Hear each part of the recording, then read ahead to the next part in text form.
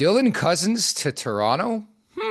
Nick Alberga, Zack Phillips with a quick hitter off the news from Kevin Weeks earlier today, linking the Maple Leafs among four teams, Zach, Montreal Mhm. included, Calgary and Detroit, to Dylan Cozens of the Buffalo Sabres. What'd you make of that? I mean, I think the Leafs should be interested in a guy like this. He's a 6'3", 200-pound guy who can play center. He can play the wing. You're looking at an increased salary cap in the next couple of years. You want to change the dynamic of the team. Brad Treliving's pushing them in this direction of bigger, meaner, tougher. Like that's a guy who kind of would fit the mold of Brad Treliving. Seeing the news out of Kevin Weeks, not that surprising. It's also not like the first time we've heard that some of these teams are poking around on him, but I like it. Obviously, there's more stuff we'll dig into throughout, this conversation here about how the hell this works. Yeah, But first thought is like, yeah, you should call. You know he's available. Get on the phone, Brad. exactly it. 23 years old, 6'3", shoots right, which I love. Plays up the middle. Fits perfectly with, I think, the Maple Leafs are trying to build, whether it's with John Tavares in the future or not. You're going to have Matthews. You're trying to make that play for like the next top six center. And I think he fits the bill. Of note, 31 goals back in 2021-22. Truthfully, I think his play has plateaued a bit the last couple of years. But again, it's Buffalo. Not to rag on that market. It's been a grind for that organization, say like the last 15 years or so. It's actually pretty nuts that they haven't made it to the playoffs in 13, 14 years. Yeah. It's kind of interesting that this guy's available. I think it's going to cost a pretty penny. But yes, on the surface, I think it makes sense. I think the optics are a bit different though, Zach. I mean, he's got 5 years left at 7.1 million bucks. I think honestly, if the Leafs are actually going to acquire this guy, it would be more a move you make in the offseason. I don't know if you feel that way.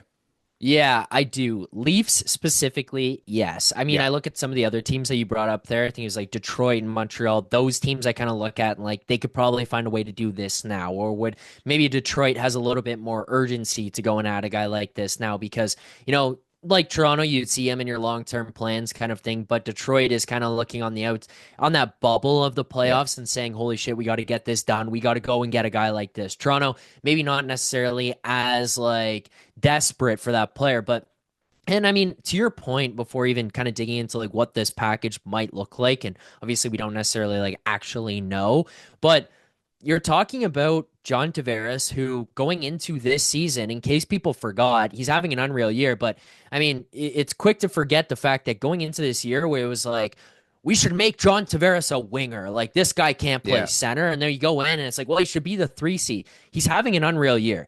But guess what, Nick? At any given moment, those wheels could fall off, and we all sit here and go, whoa, what happened? Getting yourself in like a piece like this prepares you for it in the future. And on top of that, people are going to go look at his stats. He's not doing that great in Buffalo. You said it. It's Buffalo. Like, not trying to rag on them, but he's a second line center on the Buffalo Sabres and basically being expected right now to like fix this team. I guess is kind Yeah. of the way to put it. That's not what he is here in Toronto. Hey, dude, go play the third line behind Austin Matthews and John Tavares. Take over for Max Domi. Push some pieces around. Maybe your line mate is Bobby McMahon, and you guys go out there and just run people through the boards every night. Find ways to get on the board here and there.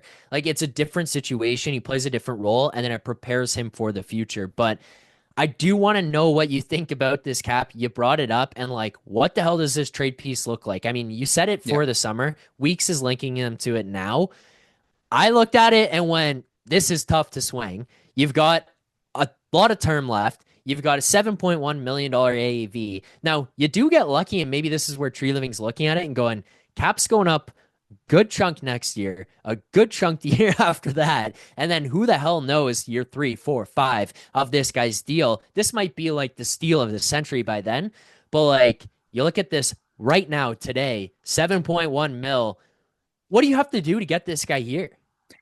Well, I don't want to rain on the parade, but even the teams that are linked to him, I think, can give up more than the Maple Leafs right now. Like, I just Yes. don't think it's a logical fit right now. Right away, having this conversation, Nick Robertson would probably have to be in the deal. Buffalo doesn't want Nick Robertson. It's always the same old question this time of year. It's like, what are you willing to give up? And maybe we're pulling the wrong people, but Leafs Nation want to give up nothing and get the best player in the world. Yeah. They want to get Connor McDavid for scratch, not even a Yeah. seventh round pick. Ryan So, Reeves and David Camp and yeah, Kyle Yarncroke. Yeah. and ultimately we have to be realistic. It's going to be a Minton. It's going to be a Cowan in that conversation. I don't even know if Hildeby would be in that convo because they got UPL, they got Levi, like they got goal. I just don't think they're a match right now.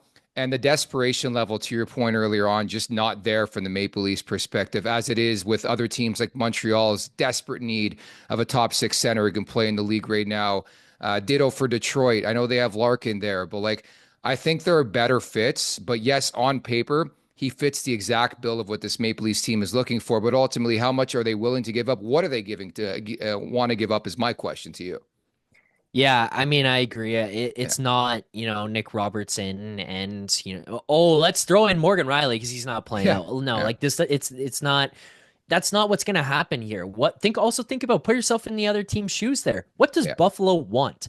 What is their objective? What is their goal? It's young pieces. These guys that you just mentioned. It's draft picks like they're talking about. And guess what, Leafs fans, hit the brakes on, oh, well, Buffalo will eat something. Really? They've got until 2030 to eat this contract if they ate anything. That's not happening. Like, they're not doing that. So those are some things to think about. I mean, I'm just happy that it was linked and this came out.